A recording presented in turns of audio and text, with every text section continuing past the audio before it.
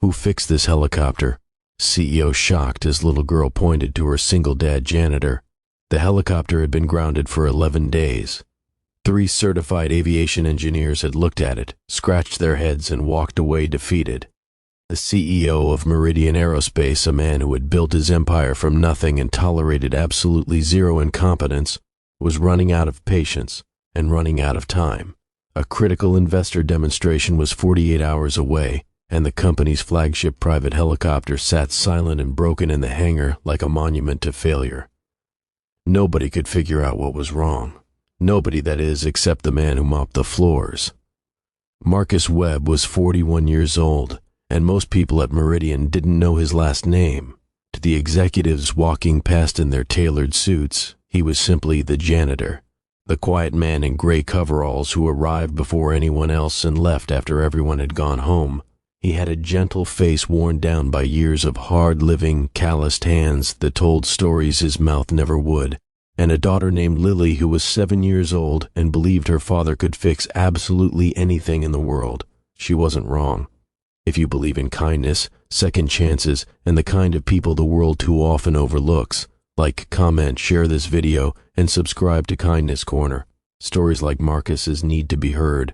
What nobody at Meridian knew was that Marcus Webb had spent 12 years as a licensed aircraft mechanic before a single devastating night stripped everything away from him. The accident hadn't been his fault.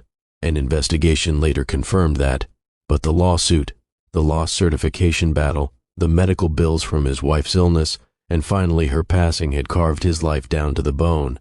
He had a daughter to raise alone and a reputation that corporate hiring managers wouldn't look past. So he took the only job that would have him, pushed his mop through gleaming hallways, and kept his knowledge locked inside his chest like something sacred he no longer had the right to use. Every evening, after Lily's school let out, Marcus would bring her to the hangar.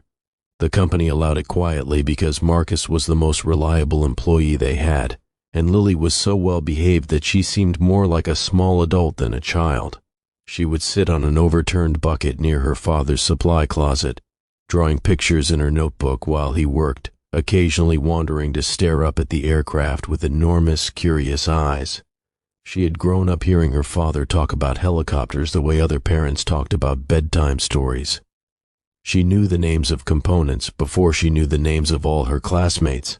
On the 9th evening, when the hangar had emptied out and the frustrated engineers had gone home, Marcus stood alone beneath the grounded helicopter and did what he had been quietly aching to do for days. He simply looked at it, really looked at it, the way only someone who had spent a decade breathing aviation fuel and reading instrument panels could. It took him 20 minutes of careful observation to identify what 3 certified engineers had missed entirely: a microfracture in the tail rotor pitch control linkage, barely visible to the naked eye, combined with a secondary hydraulic seal failure that had gone undetected because it only presented under a very specific pressure condition. It was a subtle, dangerous, elegant problem, and Marcus Webb saw it immediately. He stood there in the silence of the empty hangar for a long time, his mop leaning against the wall, his heart hammering in his chest. He knew exactly how to fix it. He also knew he had no certification, no authority, no official standing to touch that aircraft. What he did next came not from ambition or a desire for recognition. It came from the same quiet place inside him that made him stay late to mop a floor no one would notice, the same place that had him reading Lily extra chapters when she was sick, the same relentless, stubborn goodness that life had beaten, but never quite broken. He fixed it. Working through the night with tools he borrowed from the maintenance cabinet and knowledge he carried in his bones, Marcus repaired the helicopter the way a surgeon repairs something precious, with complete focus, total silence, and absolute care. Morning light filtered through the hangar windows. The work was done. He cleaned everything up, put the tools back, and went back to mopping. 2 days later, the demonstration was saved. The helicopter flew perfectly. The investors were impressed. The CEO, a sharp-driven woman named Diana Cho, stood in that same hangar afterward, surrounded by her engineering team, demanding to know who had performed the repair. The engineers exchanged uneasy glances. The maintenance logs showed work had been done, but no certified personnel had signed off. Diana Cho was not a woman who accepted mysteries in her own facility. She called every person in the building into a meeting, and it was there, in that large glass-walled conference room overlooking the hangar floor, that Lily changed everything. The little girl had come with her father that afternoon, sitting quietly beside him in her pink dress as the adults spoke intense technical language around her. When Diana Cho held up the maintenance report and asked, for the final time, who was responsible for this repair, the room stayed silent. All except for Lily, who raised her small hand, pointed directly at her father and said with complete and total certainty that her dad had fixed it.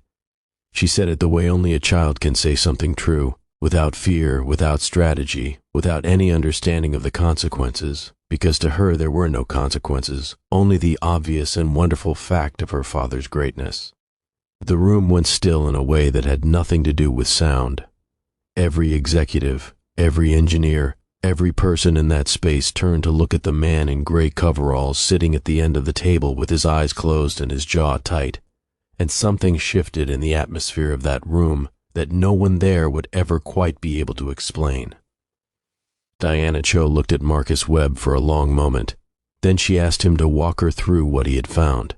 And Marcus, because Lily was watching and because there was nothing left to lose, told her everything.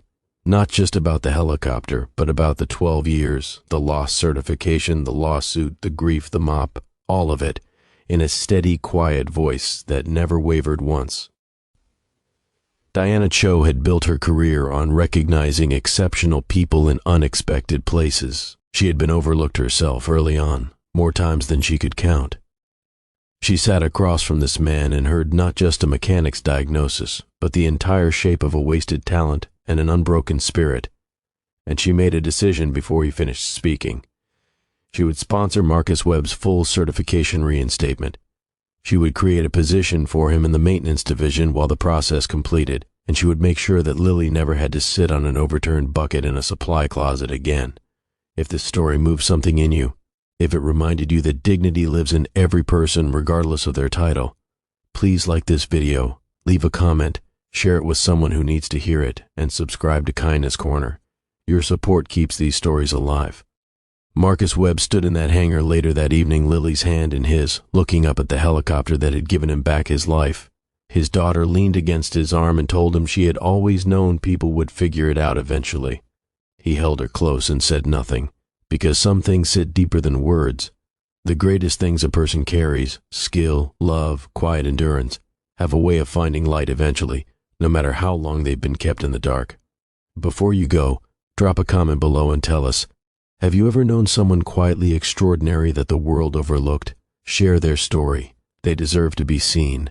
The world is full of Marcus Webbs. May we all have the grace of a Lily, brave enough to point, loud enough to say the truth, and certain enough to never doubt who her father was.